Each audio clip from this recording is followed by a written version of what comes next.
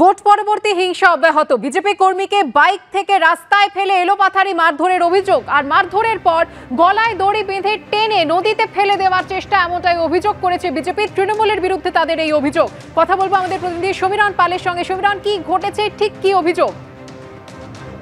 দেখো, যে ঘটনা ঘটেছে বসিরহাট লোকসভার অন্তর্গত এখানে হারোয়ার এলাকা, সেখানে সোনাপুকুর শঙ্করপুর গ্রাম পঞ্চায়েতের জুচুরগাছা গ্রাম এবং জুচুরগাছা গ্রামের 52 নম্বর বুথের ঘটনা।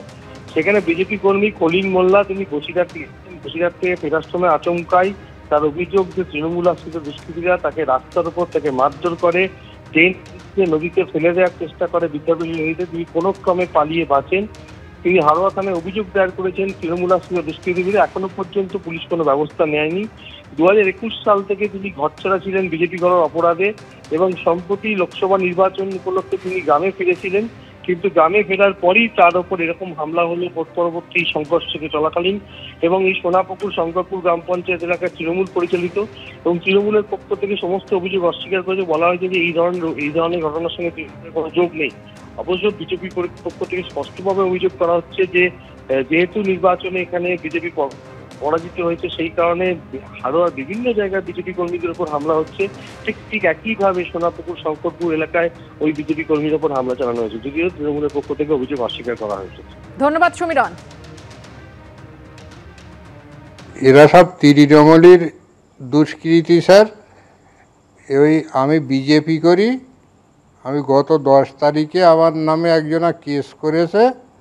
আমি তার জবাব দেওয়ার জন্য বসিরহাটে গিয়েছিলাম। বসিরহাটে বাড়ি ফিরছি আনুমানিক 8টা, 8:30 হবে। হারোয়া অটো স্ট্যান্ডে আমার গাড়ি ফেলে দিয়ে ওরা ইট দিয়ে থেতলে রড দিয়ে আমার এক পেটায়। আমি প্রত্যেকেরই চিনি স্যার, যারা হামলা করেছিল আমি প্রত্যেকেরই চিনি, সব আমার গ্রামেরই ছেলে।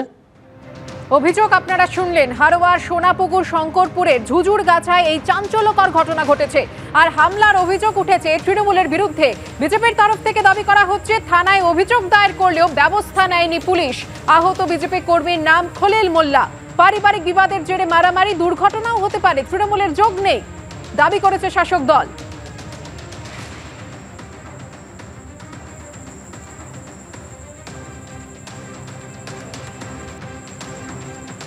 বিজেপির অভিযোগ আপনাদের শুনিয়েছি, তৃণমূলের তরফ থেকে পাল্টা কি বলা হচ্ছে শোনাবো। বসিরহাটের যে তৃণমূলের বিপুল জয়, এই বিপুল জয়ের তারা সহ্য করতে না পারে বিভিন্ন জায়গায় একটা নিজেরা হিংসা ঘটিয়ে তৃণমূল ঘাড়ে দোষ চাপিয়ে একটা উত্তপ্ত করার চেষ্টা করছে।